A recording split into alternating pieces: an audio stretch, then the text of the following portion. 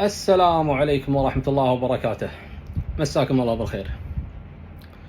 في وقت الانتخابات الكل كان ينصح الناخبين باختيار المرشح الأفضل ذو النهج الإصلاحي، وكان يحذر من المرشحين الفاسدين اللي يتبعون المتنفذين.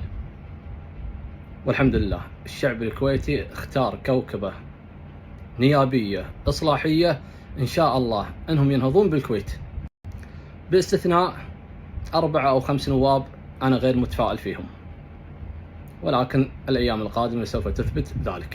وبعد الانتخابات المفروض يصير هناك اجتماعات تنسيقية مغلقة حتى بدون إعلام، يتم من خلالها اختيار رئيس المجلس ونائب الرئيس وأمين السر واللجان. لكن اللي صار مع الأسف غير ذلك، وما كنا نتمنى أنه يصير. على سبيل المثال أبو عبد العزيز أحمد السعدون صرح أنه سوف يترشح لرئاسة المجلس، وهذا الموضوع خالصين منه. أحمد السعدون إن شاء الله أنه رئيس المجلس، وإن شاء الله أنه كفؤ لهذا المنصب. وخرج أيضا مرزوق الحبيني ومحمد المطير يعلنون ترشحهم لنائب رئيس المجلس. ومن الطبيعي أن بعد كل انتخابات يصير اجتماع تنسيقي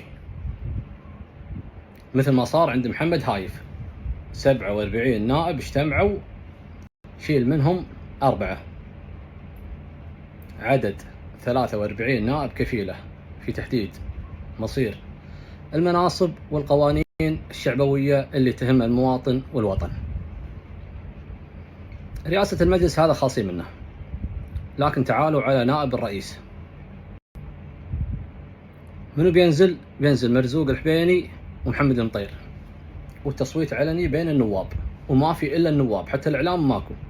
وكذلك على أمانة السر، من بيترشح فلان وفلان، تصويت علني وتزكية، عشان وقت افتتاحية المجلس الرئيس تزكية، نائب الرئيس تزكية، أمين السر تزكية، باقي المناصب واللجان انتخابات ومنافسة شريفة، وتطلعون من الاجتماع نفوس طيبة وجاهزين للمناصب ولتشريع القوانين. ولكن اللي صار بعد تصريح الحبيني والمطير، دخلتونا في معركة مو بين إصلاحيين وفاسدين، لا بالعكس، دخلتونا معركة بين إصلاحيين وإصلاحيين. ربع الحبيني يطعنون في المطير، وربع المطير يطعنون في الحبيني.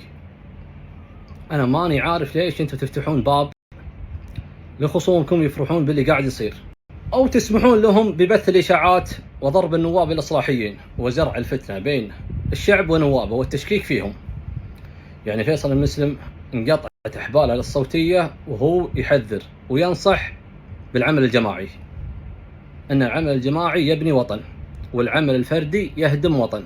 وهذه رسالة للنواب، لا حد يصرح منفردا، يجب أن تكون التصاريح بعد توافق نيابي جماعي بين النواب الشرفاء، ويصدر من خلال بيان.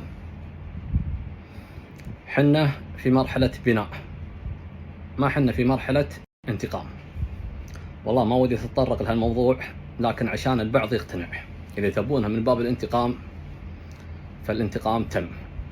هذا مرزوق الغانم وحيدا وجميع حلفائه سقطوا، وعبيد الوسمي رجعناه يدرس طلبته في جامعة الكويت، ومؤيدينه يلطمون ويصممون له مقاطع شيلات حزن ومرثيات. المرحلة القادمة مرحلة مفصلية نبي فيها بناء وطن، ولا نلتفت لصغائر الأمور، وخلونا نلتفت لكبائر الأمور. القادم إن شاء الله أجمل، والكويت تستحق الأفضل. السلام عليكم.